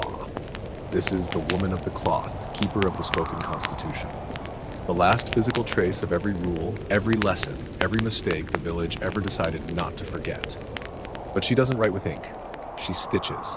Each thread is a memory. Each knot, a consequence. Each pattern, a precedent. No two pieces of cloth are alike. She doesn't copy, she responds. The fabric evolves with the people. A law forgotten, it fades. A custom broken and healed, it glows gold at the seams. You think it's abstract, and you look closer. That red swirl, a grain dispute that almost turned violent. Those broken zigzags, the 2 years the rains came too early. That empty square near the edge, the silence after the old storyteller died. Historians, flustered, confused. They don't know what to file her under. Cultural documentation, folk textile governance, she just calls herself a witness because she doesn't invent, she reflects. Leaders come to her when they need to remember. Parents bring their children when questions get too large for everyday answers. Once a month, she spreads out the cloth in the village square and anyone can point to a section and ask, "Why is this here?" She'll tell the story, exactly once. Then stitch one more thread beside it. That's how records grow. One day, a man tried to challenge her cloth, said it wasn't accurate, claimed memory was biased. She nodded, handed him a needle, and said, "Then stitch what you believe." He lasted 2 hours, couldn't finish a single corner, because you don't stitch quickly when the thread is tied to real lives. She once stitched in silence for 7 nights straight after a major betrayal in the village. At the end, she held up a square of black knots, no pattern, no break, no color. She didn't explain. She didn't need to. People changed the way they greeted each other for months after that. The cloth doesn't sit in a shrine. It's folded and carried, sometimes used as shade, sometimes as blanket for the newborns. Because here, law isn't sacred, it's lived. You watch her now, threading yellow into a spiral. Someone asks, "What is that one for?" She says, "Hope, it's overdue." No crown, no court, just one woman, one thread, and a world held together by careful stitches that everyone knows better than to tug too hard. You feel it as you leave, how the cloth lingers behind your ribs like something gently asking you to remember. And maybe, if you ever forget who you are, she'll be there, weaving you back into the story. By now, the rhythm of these stories has become your own. Your feet move without thinking, your breath flows to the pace of voices long gone but never silenced. It's not that the world has changed, it's that you're beginning to hear it differently. Like you've tuned into a frequency that was always there. You move inland again into drier land where trees grow wide and low, and the dust clings to your ankles like it's trying to remember your name. The village you arrive at is small, sleepy, unremarkable, except for the fact that no one here makes a decision without first checking with a woman who doesn't speak at all. She sits beneath a carved wooden archway, wrapped in layers of muted cloth, and when people pass, they touch their forehead, then touch the ground beside her.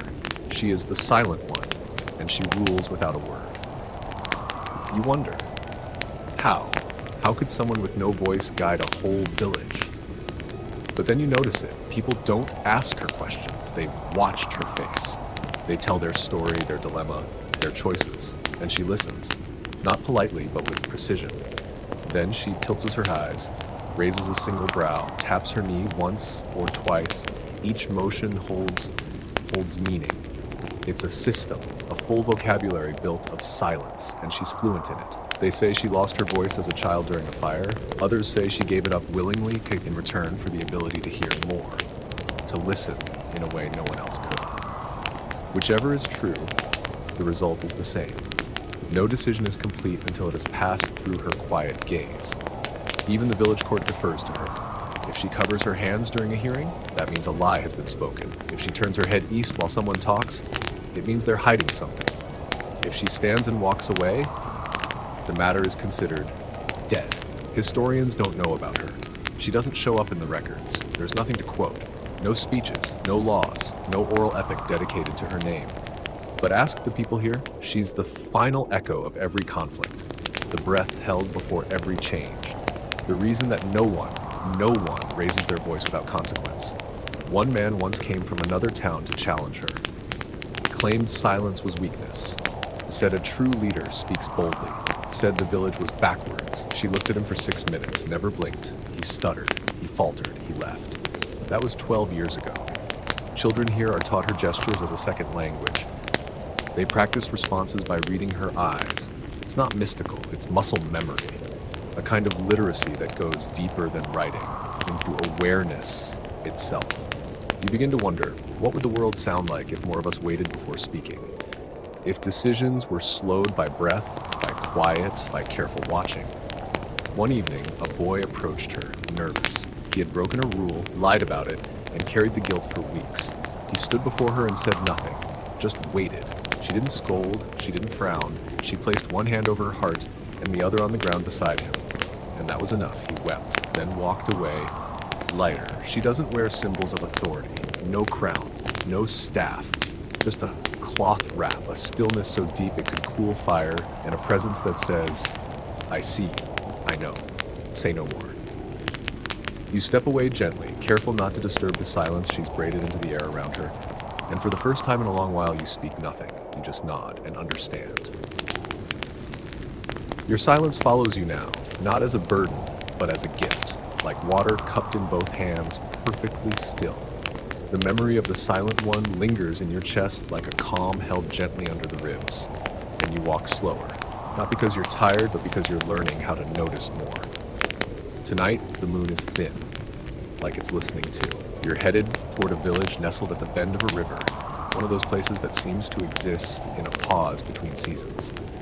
Everything here is circular, the houses, the fires, the paths, the conversations. And there, under the crescent moon in the center of the largest circle, women are dancing. Not wildly, not ceremonially. This is something in between. A dance you'd mistake for celebration if you didn't notice the formations, the patterns, the messages woven into movement. At the front of the circle is an older woman with a red sash around her waist. Her feet are bare, her posture soft, her gaze steady. They call her the step keeper. She doesn't speak, she doesn't shout, she doesn't command. She leads with her feet. Here in this place, when politics stall, when emotions rise too high, when discussion fails to untangle conflict, people don't argue.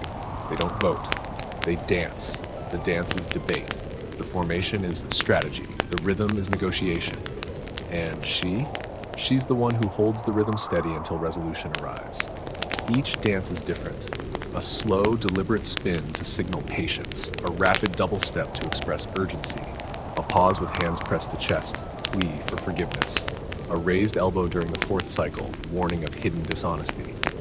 This isn't performance, this is governance through movement. Once, two families contested ownership of a field.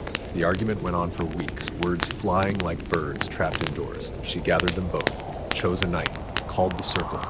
They danced for hours. No one outside the village understood, but afterward, both families agreed to share the land, planting different crops on alternate moons, no signatures, no contracts, just memory in the muscle. Historians, of course, are baffled. How do you record this? What category does it belong in? Choreographed diplomacy? Kinesthetic arbitration?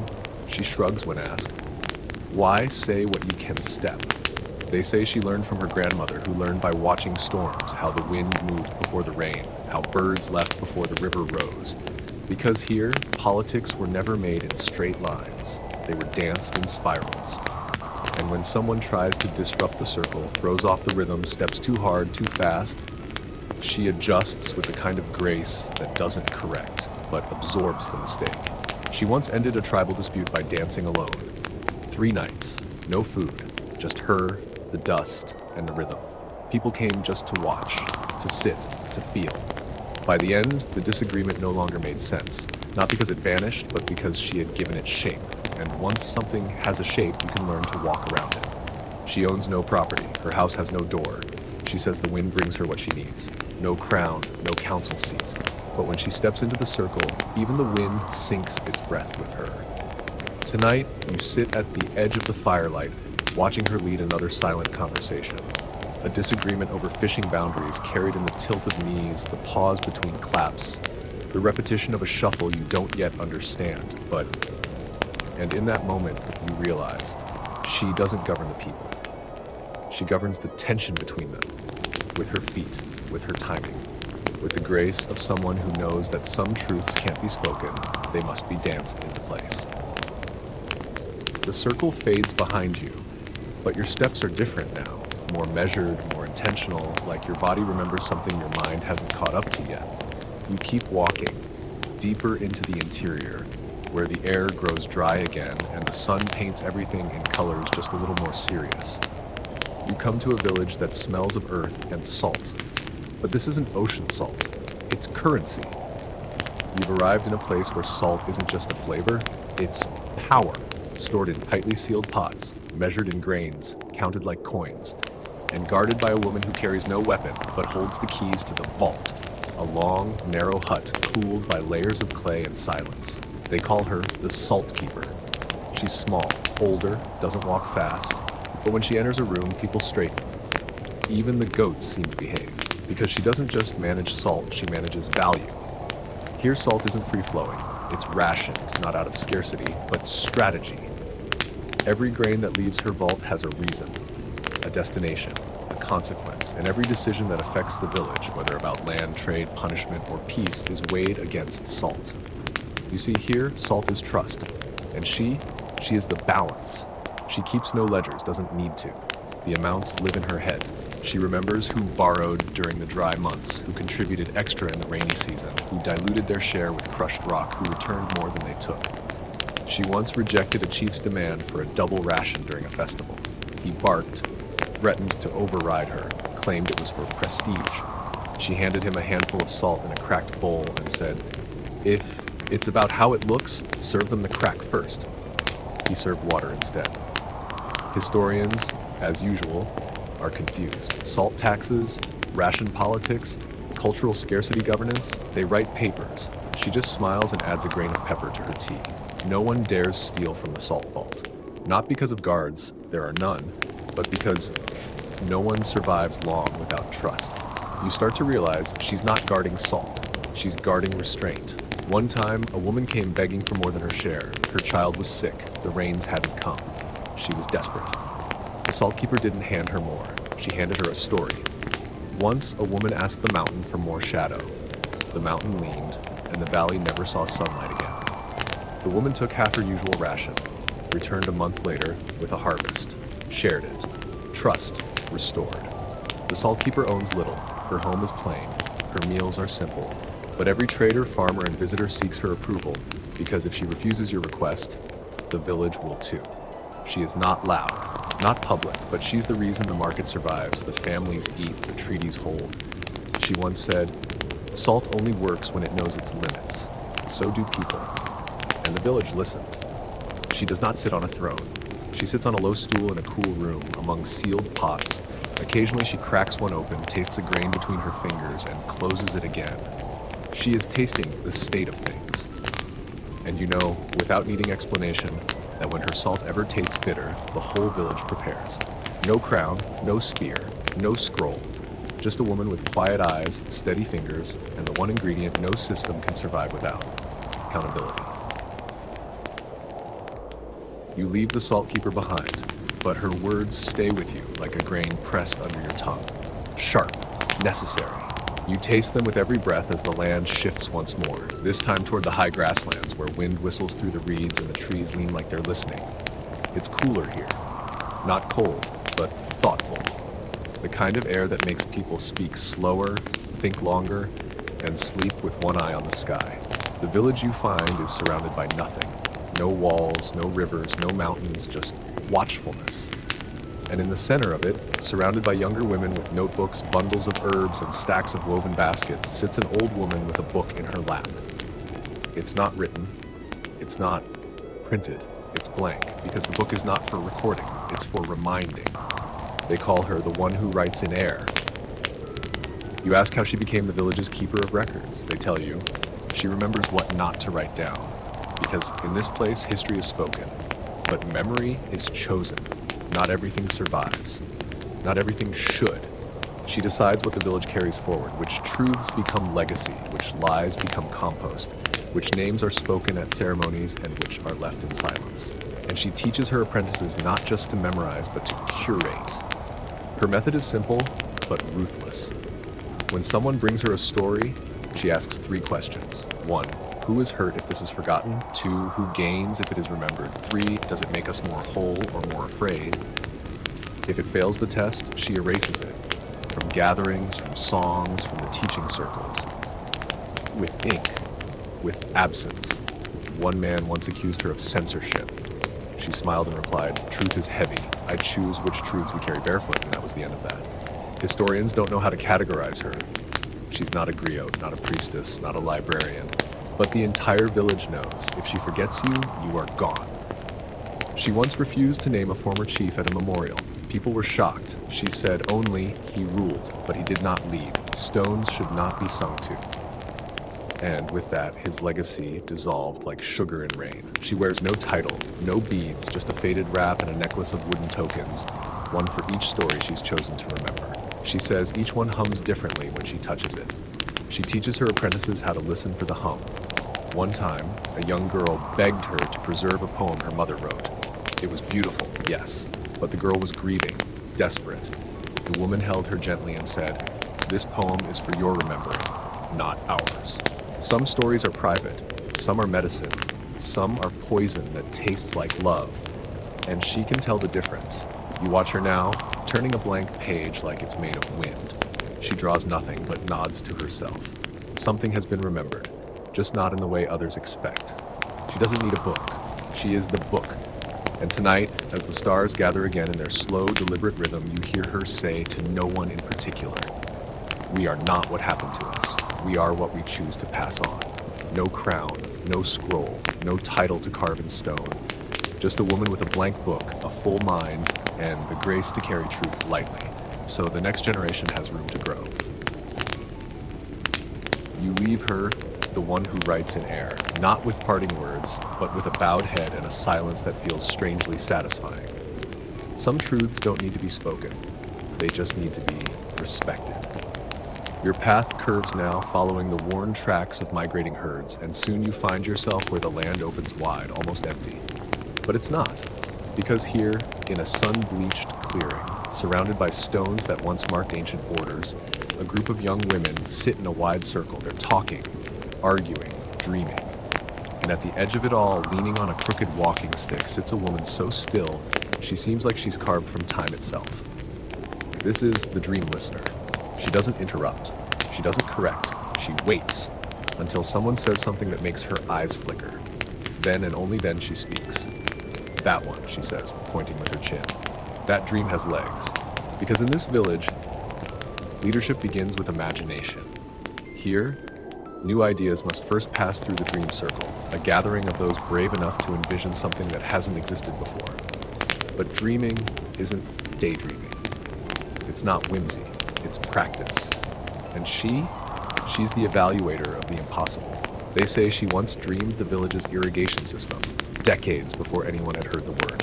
They say she dreamt the school into existence, brick by brick, a full year before the first stone was laid. They say her dreams correct the future. But she doesn't dream for herself anymore. She listens to the dreams of others and chooses which ones deserve water. Not every dream is ready. Some are selfish, some are thin, some are loud but hollow. She listens with a stillness that feels like a storm waiting for direction. When a girl once described a plan to grow crops vertically using rope and pulleys, some laughed, others squinted. The dream listener just said, "That dream needs wind. Let it hang and turn until it teaches us something." So they built it. It worked. Historians, of course, have no footnote for this. How do you record intuition as a system? How do you measure belief as infrastructure? She doesn't care. When asked if she ever doubts the dreams she greenlights, she replied, "If a seed fails, you don't blame the soil. You check the season." That's what she does. Matches dream to season. Once a boy came with a dream so heavy it made the whole circle go quiet. A new economy, new ways of working. Big change. The dream listener closed her eyes and listened for a long time, then said, "This dream is too heavy for your back alone. Bury it. Let others dig it up when they're stronger." So he wrote it down, sealed it in a pot, and buried it under the community tree. 2 years later, a flood destroyed half the village. The tree survived. They dug up the pot and built the dream together. You sit now at the edge of the circle, watching a younger girl describe a new type of grain storage. Her words are nervous, her hands unsure, but the dream listener leans forward, just slightly. Her eyes soften. She taps her stick. That's it. The dream is chosen. No crown, no vote, no declaration. Just the soft confirmation from a woman who spent her life deciding which ideas to protect until they're strong enough to fly. And as the stars press closer above, the circle keeps turning. Another dream, another season, another whisper of the future being shaped, not by force, not by money, but by those who dare to imagine, and the one woman who dares to believe them. You wake, or maybe just emerge from thought, from dust, from the long hush of night stories, and realize the land around you is beginning to change again. Not with weather, not with seasons, but with return. There's a smell in the air. Smoke, yes, but also mango and roasted groundnuts, and something deeper, something like old wood that's been turned into a drum. You're nearing a village not marked on any map. It appears as if it has always been there, and in the middle of it is a sound like no other, laughter, interrupted by memory.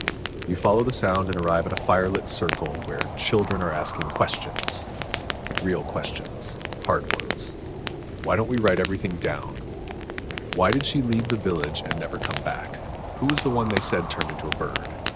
And in the center, seated in a worn chair made of driftwood and hide, is the woman they call the answer that changes. She never answers the same way twice, because here, truth is not a stone, it's a drumbeat, shifting, echoing, calling, and responding. She is the story keeper, but not the kind who locks things down. She's the one who teaches the story how to live in each listener. When a child asks something she's answered before, she smiles and says, "You asked with a new voice. I'll answer with a new tongue." And so the tale changes shape, grows legs, sheds feathers, spins. She once explained a famine through the life of a stubborn yam that refused to be cooked. The next week she told it again, but the yam became a goat, and the goat, a chief. No one corrected her, because here meaning lives in movement. Historians would balk. They crave consistency, footnotes, archives. But in this place, she says, a story that never changes is a dead ancestor. And everyone nods. Once, a visiting scholar tried to write down her version of the creation myth. She laughed and handed him a stone. "Write on this. The story's not ready yet." That stone, still in his office, blank. She is not evasive. She is generous, but only to those who know stories are living things. She keeps a gourd beside her, full of charms. Seeds, feathers, bent spoons, broken earrings. Each item holds a line of a story. She'll shake the gourd, pick one out, and begin. "Ah, this one smells like betrayal. Let's begin with silence, shall we?" And everyone leans in. She doesn't just tell stories, she tests memory. At the end of each telling, she'll say, "Now go tell it again." And if it comes back different, it means it grew. Children are taught not just to listen, but to grow the tale. Each version carries a new truth, a fresh mirror. Not because the past is slippery, but because the future is wide. She once whispered to a girl afraid of forgetting, "You won't lose the story. The story will look for you when it's ready." And that girl now tells her own version of the moon's first fall. It's different, beautiful. The old woman nodded when she heard it. No crown, no relics. Just a woman whose power lies in how she can make one tale fit 1,000 years. And tonight, under a sky blinking with stars like question marks, she chooses her final story for the evening. It's about a queen with no name who ruled through echoes and patience. About a decision that was never made, but still changed everything. About how truth, when carried too tightly, forgets how to breathe. She ends with a whisper. Some stories are not for remembering, they're for becoming. And the fire cracks like applause. And now, the ground feels familiar. Not because you've been here before, but because it feels like the place all the stories were walking you toward. The air is softer, not quiet exactly, but settled, like a room that's just been swept clean. The stars are closer now, low and calm, blinking in time with your breath. You've walked far, heard voices that won't leave you, learned how to listen without grabbing, how to remember without hoarding. And tonight, you've arrived at a hilltop with no path leading to it. No drums, no fire, no crowd, Just one figure sitting alone, overlooking everything, the horizon, the wind, the future. She is not known by any title, not queen, not priestess, not keeper, not listener. She is called simply the one who left, and yet she's here. They say she walked away from power when it was hers to take, that she was offered rule, leadership, worship, and declined. Not out of fear, not out of pride, but out of knowing. Knowing that sometimes the most powerful act is refusing the crown. You sit beside her, careful not to interrupt. She doesn't turn to you, but she knows you're there. Of course she does. She once said, all things that are truly free must first be walked away from. So she left the village that asked too much of her, left the story that tried to name her too early, left the song that would not let her change its tune. But what she left behind became legend. They tell tales of her in the lowlands and forests by fires where children ask, why would someone leave a kingdom? And the elders say, to build one inside herself. She carries nothing now, not even a bag. But when she walks through a village, people recognize her. Without knowing how, some bow, some cry, some offer her food she doesn't take. She speaks very little. When she does, it's often just one sentence. Sometimes a riddle, sometimes a question. But always exactly what was needed. A woman once asked her what to do with all the anger in her bones. She replied, boil it until it becomes hunger, then feed someone else with it. A boy asked her if he would be important one day. She said, only if you learn to be invisible in the right moments. And now, as you sit with her, you feel no urgency, no tension, only space. She hums, softly, a tune with no name. And in that moment, you realize every woman you've met in these stories, she's all of them. The one who stirs the pot, the one who weaves the law, the one who dances the debate, the one who listens without speaking, the one who remembers only what matters, the one who writes in air, the one who left so the rest could stay, not in body, but in principle. She's the living echo of all their decisions. She is the quiet at the center of every kind of strength, and she finally speaks, not loud, not dramatic, just enough to thread one last idea into your mind. You don't have to wear a crown to carry the world. Then she stands, walks down the hill, and is gone. And now, as your eyes grow heavier, as the air slows around your limbs and the night stretches long and full, let everything begin to fade.